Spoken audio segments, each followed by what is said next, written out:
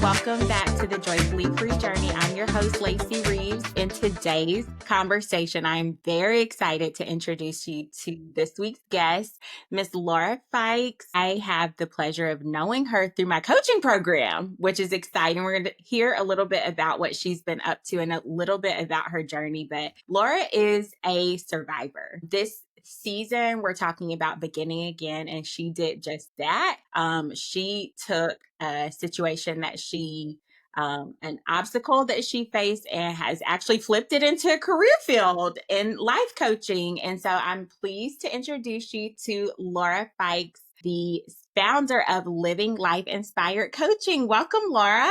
Thank you. Thank you for having me. Oh my goodness, I am beyond thrilled to see you again. Before we hit record, I was excited to catch up, and I'm even more excited to hear more about the journey that you've been on and the journey that you have, actually been continuing to walk as you are launching your coaching business. So I'm really excited to start our conversation today. I am too. Thank you for having me. I look forward to our conversation today. Absolutely. So we talked a little bit about kind of the thought behind the Joyfully Free journey, but so that our listeners can get to know you a little bit outside of what you do, who is Laura? So what words would you use to describe you as a person? It could be your personality. It could be the things that you like. Since we're all on a journey, where did you start your journey? As a child, I was fiercely independent. I was raised by a single mom who really focused on a career. And so I was kind of a miniature version of that. I was just very, very independent, and I insisted on doing things myself, and I always felt really capable. And if I wasn't, I would figure it out. And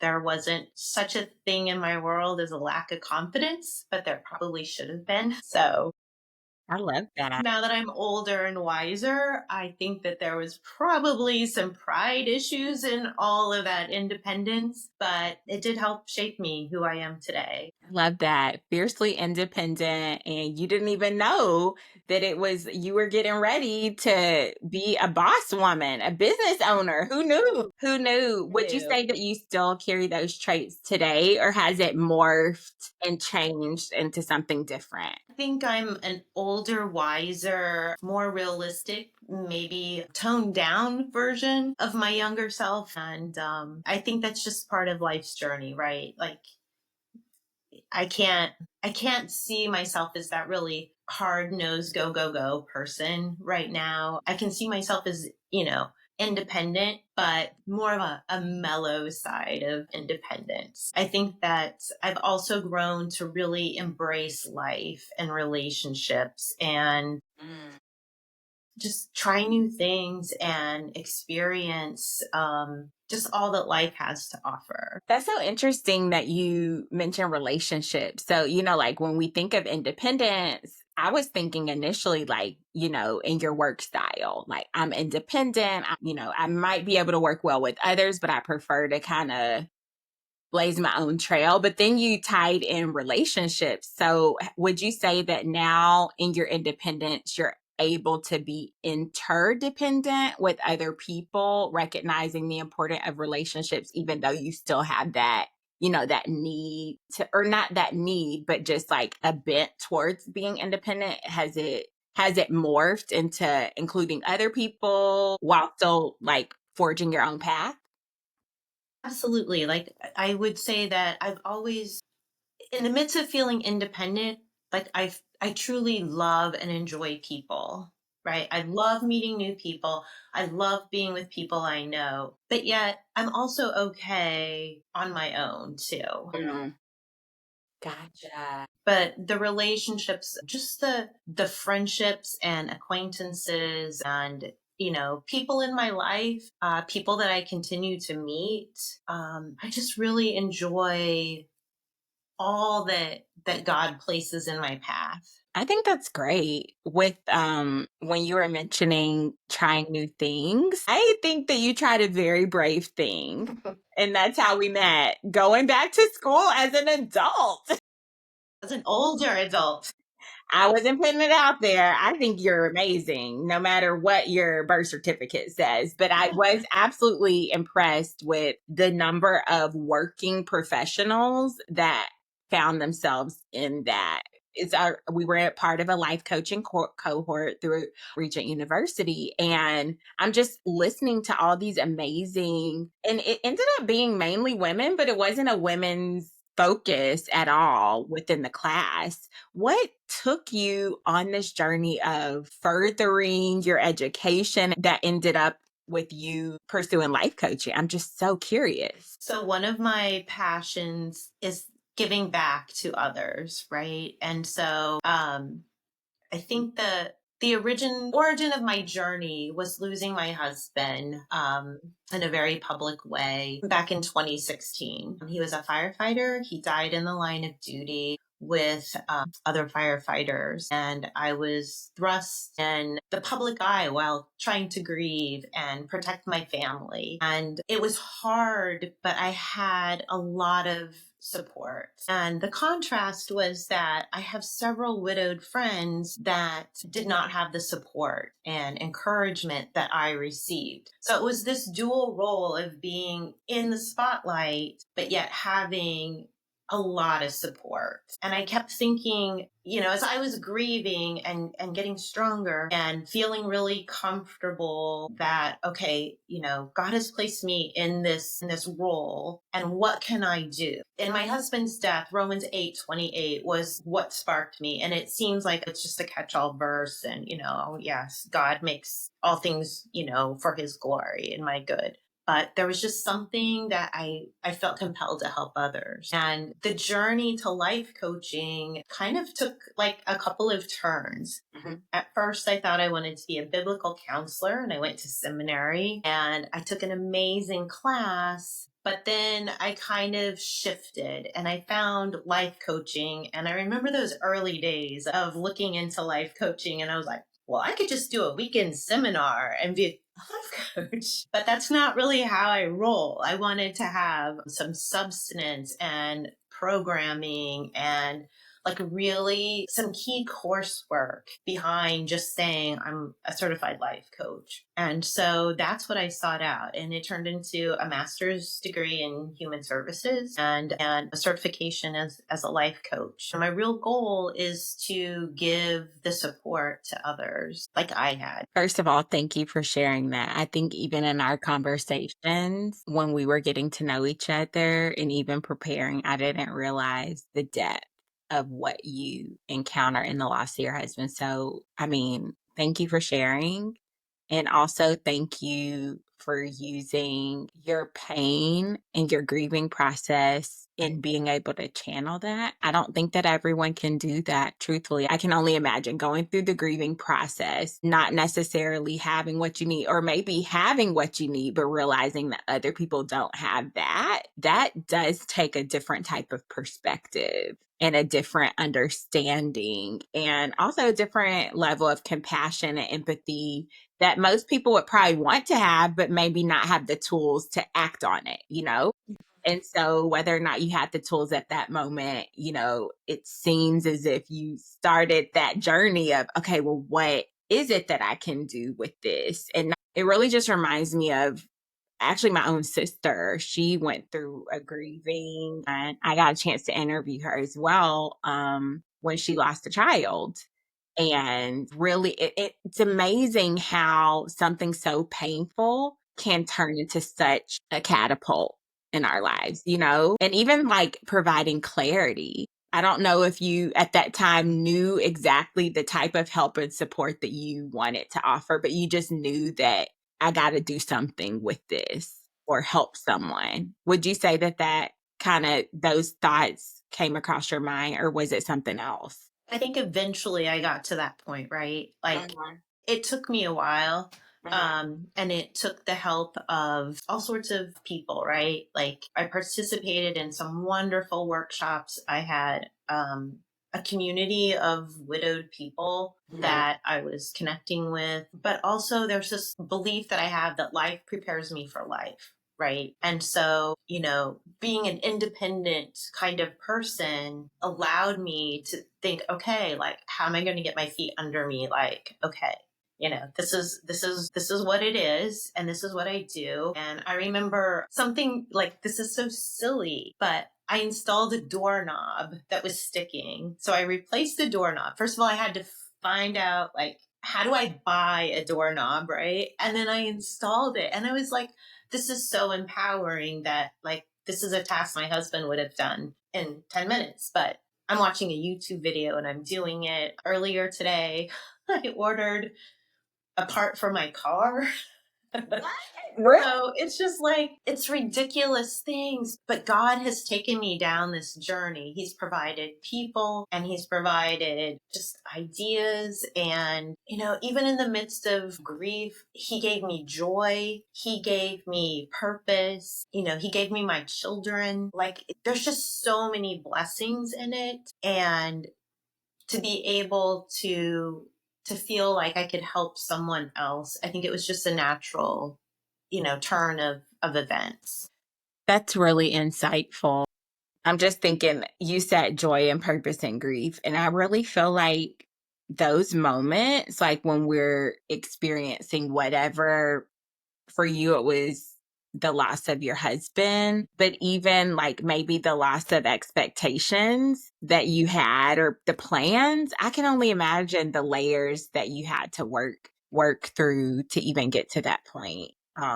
When we met, I think one thing that I appreciated about you, and being in the cohort with you, you just seemed so real. And to me, not having even known that you had gone to seminary or participated in divinity classes, that really tracks, actually, because I felt like every time we talked, I was like, oh my gosh, she just really is so wise. Or she has such a unique perspective on things where I appreciate that you would kind of call out things that I was working through or things that we were both facing, but then also see a different perspective. And I think that that's really important whenever you're navigating a life transition or even loss of some sort, to have those people in your community that can provide empathy, but also challenge, like give a alternate perspective so that we don't like stay there. Because I was actually just talking with a friend who's through a kind of like going through a healing course, one that I went through during my own journey of spiritual development and healing from some childhood trauma. And I was trying to kind of sit with her in some of her thoughts. And I realized, like, is loving her, allowing her to just sit in it and just be like, I know, whoa, meeting her in that. But yes, it could be, but it's also loving her, like lovingly challenging the perspective, the limited perspective that she might be in, while also loving her despite what her feelings are telling her she wants to do, right?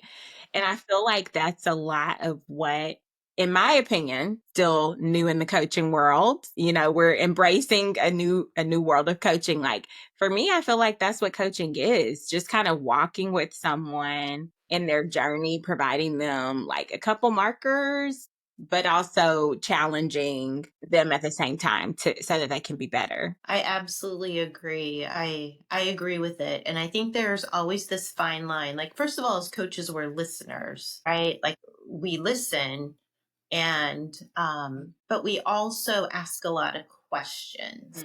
And I think that allows people that we work with to kind of self-reflect and really sit where they're at. And the other thing is that we can work with people, but until they want to really make a change or a commitment to where they see themselves, that it doesn't work until they're ready. And sometimes it's listening and asking questions and seeing if they're ready. But like you said, offering that support and encouragement and accountability. And I think that's what we do in our profession.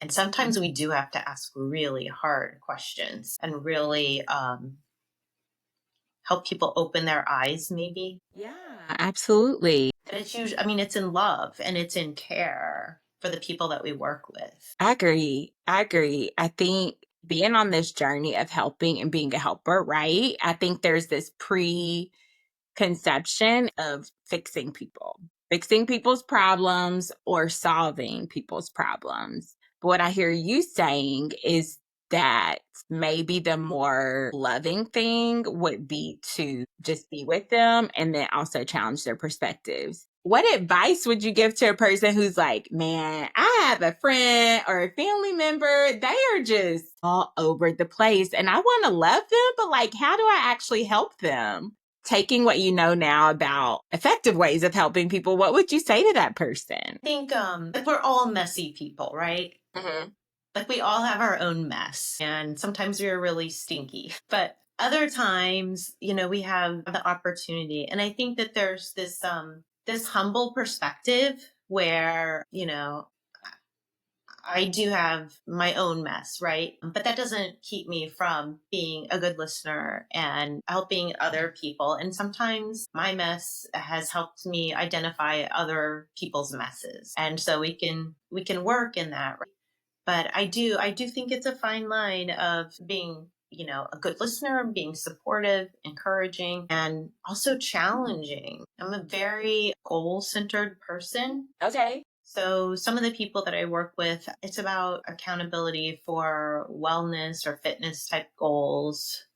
Um, and those really defined goals where we either know we meet them or we don't, and trying to change mindset and behavior. It all goes hand in hand with the credibility and the challenge that we have to offer people. That's so interesting that you mentioned like mindset, because I feel like that's a big part of even in our journey. Like, so with the idea of being joyfully free, I feel like some of the freedom that I'm personally striving for is freedom from like maybe unrealistic expectations or limiting mindsets or thoughts from myself. And also like loving people where they are without trying to fix them. I feel like a lot freer and understanding what my role is there. But I'm just curious, what type of mindsets have you personally have to overcome to even furthering your education, pushing past the very real loss that impacted you? What have you had to kind of like overcome? Wow, that's kind of a big question. Pairing up to something that you were saying about, this this image of seeking perfection. Mm. As you were explaining that spoke to me, because really we do have to, as people, like we want to be the best we can be, but we are not perfect. And I think it's important to have realistic expectations for ourselves. And we want to have goals and dreams, but we also need to really assess where we are and be realistic and honest and caring to ourselves, right? I think that there's a lot of ways that we can do self-care, right? And everybody should be encouraged for some way, whatever that looks like. If it's a young mom, being able to have 5 minutes before bedtime or 5 minutes after waking up of peace and quiet, then that's what it looks like, right? We don't need a day of pampering at a spa. That might be, dreamy, but in different seasons in life, there are all sorts of obstacles, right? Like there are practical things like how am I going to, write this paper? And what are all these tools that are new to me? So that's like a practical thing. But then there's kind of a thing about like a little anxiety over, you know, what is this professor wanting, and am I doing it right? In those cases, it's kind of like you just have to do your best and know that your grade is your feedback, right?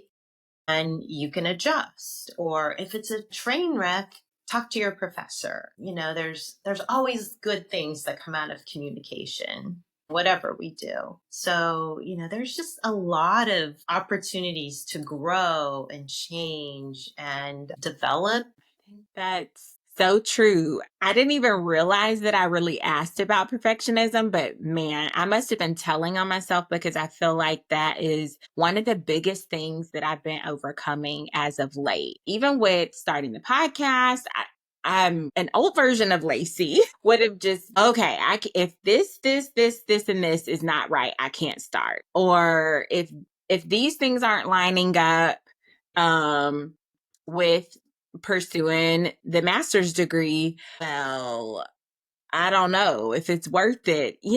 There's so many things that keep us from starting that I think, that's the biggest thing with me, or one of the biggest things with me with mindset, is just releasing that need for perfection and realizing truthfully that like done is better than perfect. Even with starting this, there's plenty of stuff I don't have figured out with this platform, with my setup. I think I did it on my phone one time. I've had 5 different backgrounds, just trying to figure it out. But what you're saying, or at least that what I'm receiving, is that perfection really is the thief of joy. Well, I think I alluded to the fact like people give me joy, right? My Huh. family gives me joy. Little things give me joy. I think that contentment gives me joy. Mm. And that's in, accepting things, right? I don't want to say settling because I don't really settle for things, but I accept things. Like I accept that, I can find things that make my cup full. I can go for a walk and I can see, beauty in nature. I can get excited over a full moon. Or seeing a constellation. It's just endless. And I think it's a mindset of knowing that you can be content and joyful. It's just a mindset. And yes, there are hard things, right? You had mentioned like, sometimes something done is better than something to perfection. And I think that is so true that, if we have things to do that we don't really want to do, it doesn't get any easier if we delay. I have this thing and it stemmed from a long time ago. I'm like, I'm going to clap 3 times and go. Love And that. just like, okay, it's not going to get any easier to do this. So if I have to make a hard phone call, clap 3 times, go. Pray first always helps. But then it's like, just do it. I don't know why that one sat with me so deeply. I mean, in addition to perfection, procrastination is a big one for me too. So clap 3 times and do it is a really good tool that I'm writing down now because I think it will be helpful for me. Doing hard things is never easy, but I think it is worth it, right? Getting a part for your car, doing the Changing doorknob, a doorknob. changing the doorknob. I love that small wins can add up and lead to bigger wins. I don't want to insert myself and say that you wouldn't have ever changed your career. I think it's super important to celebrate those and recognize, like, sometimes we just need a win, even if what we're aiming for, we haven't hit that goal yet. Mentioning goals, what are some goals that you have for yourself? And then B, when you're working with your clients, how do you help them even create that set of goals that they can strive towards? I think the biggest goal that I have for myself right now is to establish my business and grow so that I can help more people. Mhm. And as far as helping people, it's a lot of listening and asking questions and helping people visualize where they're at and what they think would make them happy, right? And sometimes what we think will make us happy and joyful isn't always the end result. Hmm. And it's exploring that and trying to work with them to figure out a plan, right? I can't give people a plan because they will create their own plan, but it's giving that assistance to help and formulate a strategy. And I think it's important to have a lot of confidence builders and wins right on the journey. That's really insightful. Could you elaborate on what you said about what they think would make them happy actually might not. Sure. So if we're working with someone and they may come to me with a certain goal in mind, and it's just kind of delving deeper into why that goal is important. And if you're able to achieve this goal, does it provide joy? Does it provide stability for your family? What is it? It's kind of like thinking about what motivates us, right? Okay. And I think kind of hand in hand with that is that, what happens if we don't land there, right? Like what happens if I want to be more active and, I've had people tell me like I didn't meet my activity goal for the week. And so it's kind of like, well, instead of feeling reprimanded, let's think about the obstacles that you faced this week. So we may not end up at the goal for the week, but what did we face? Was there a situation that we could have like made a different choice to get our goals in, but we didn't? And if not, why? Maybe the answer is that it was blizzarding all week and I couldn't go out. So that's reasonable, right? But what are you going to do next time if it blizzards? Like, can you walk around your house or can you do some other activity? It's not a walk, but what could it be? So I hope that answers your question. Yeah, absolutely. Because it sounds like you're saying it's important to set goals, but also equally as important to be able to have grace for yourself. And also that kind of like that mental switch of, okay, what can I change in the future? Or how can I flip a challenging situation to something? Am I so like kind of having the grace for our humanity and also grit to still get it done, but be okay if it changes. Absolutely. That's so Absolutely. funny. I just went to a brunch called Grace and Grit, and I'm like, that's why she named it that. Gotcha. That's great. I It just love clicked that. for me. Grace and Yeah, grit. Grace and Grit. Yeah, a friend of mine had a women's empowerment brunch and it was very empowering. And through our program, it was like a community of support. So, coaching, yes, it could be mental health counseling as well. It could be a small group. You mentioned a small group that helped you get through your grieving process, right? It could be family. It could be a whole lot of different things. And I think sometimes if we limit ourselves to one level of support and we don't get what we need in that space, we can kind of like hit a wall and like not really know what's next. So I love that coaching. I personally am all for coaching. I'm here for it because we need it. There's a space for all of us at the table. Absolutely. You have recently started your coaching journey and you're building up Living Life Inspired coaching. What has been the thing that you're most excited about as you're embarking on this journey? I am most excited for the people that I'm going to meet. And so for someone to come to me and to be willing to let me into their space and their life and to be really raw and honest, it truly is a privilege. And so I'm excited for all the people that I'm going to meet and have an opportunity to work with. And just the idea of helping them to be the people that they want to be. And we all need people in our lives like you, Laura, to help us uncover our true self. I do have two wrap up questions because I want to make Okay. sure that people know how to connect with you. But before I get there, I have one question for advice and then a little rapid fire. I didn't tell you about that one. I know, just for fun, just for fun. So, what would you say? In keeping in alignment with our theme of cultivating joy and living authentic and having freedom in how we live, what would you say to a person who is struggling in one of those areas? Either We just encourage them to look at who they are at the moment. Don't think about who you were, who you want to be, who the people in your lives or social media want and expect you to be, but who are you at this moment? And is there anything that you're not really happy or pleased about in your life that you're seeing, relating to yourself, right? Not relating to your family or your job. but who am I at this moment? And what can I honestly see in myself today? And don't be critical of yourself. Just be honest. And is there anything to change, right? Is And in all of that, like, love yourself. yes, self-love. Woo!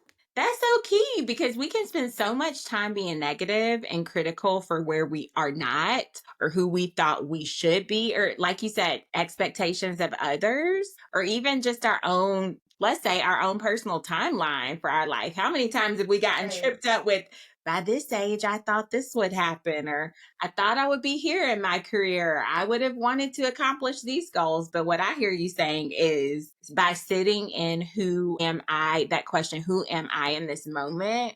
And being honest and releasing myself of, maybe those expectations that I haven't hit yet.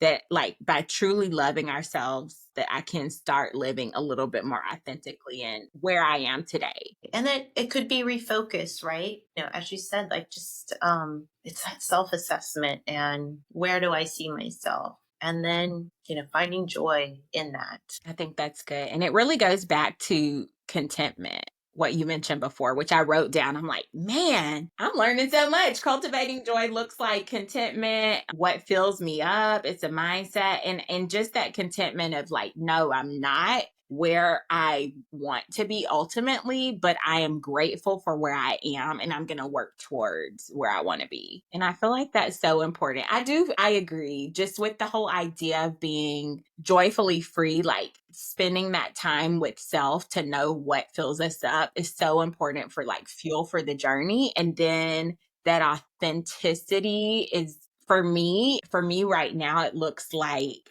being unapologetically myself. I used to apologize so much for just being me. I even found myself doing it earlier today in a work setting. And I wasn't really trying to apologize. I was just saying, I'm not trying to be difficult. But in a way, I was apologizing for how I came across because I didn't want it to be offensive or too much for someone.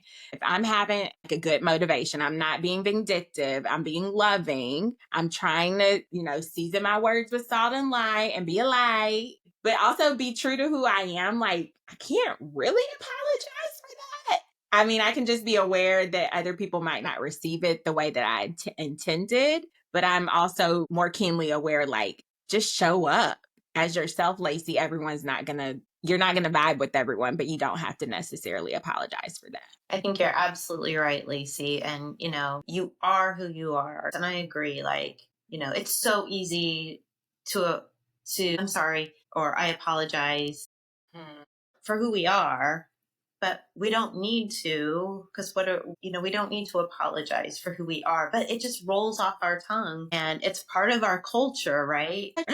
I love it. Okay, rapid fire. Okay. Coffee or tea, Laura? Coffee. Are you a morning person or a night owl? Learning how to be a morning person. Love it. Very authentic. Cats or dogs? What's your I'm not favorite? really a pet person, but I would take a dog over a cat.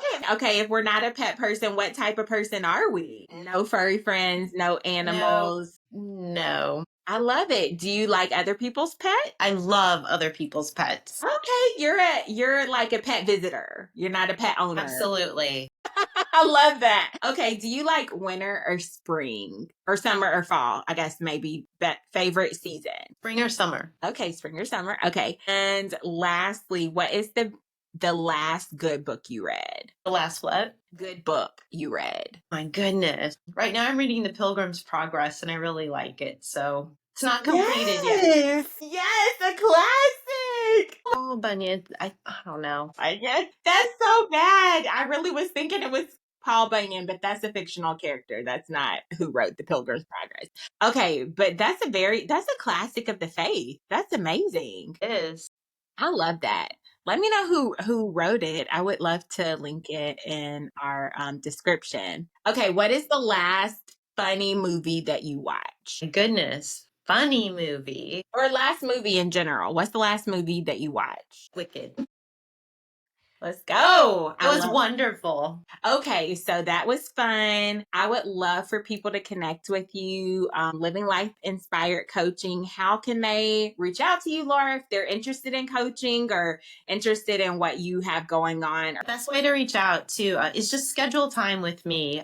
You can go to calendly.com/coach hyphen Laura, Laura hyphen Fickes, Fickes, or my email is coach.laura.fickes@gmail.com. Laura, I'm so glad that we got a chance to talk, and I'm a little sad that I've been saying your name incorrectly this whole entire time.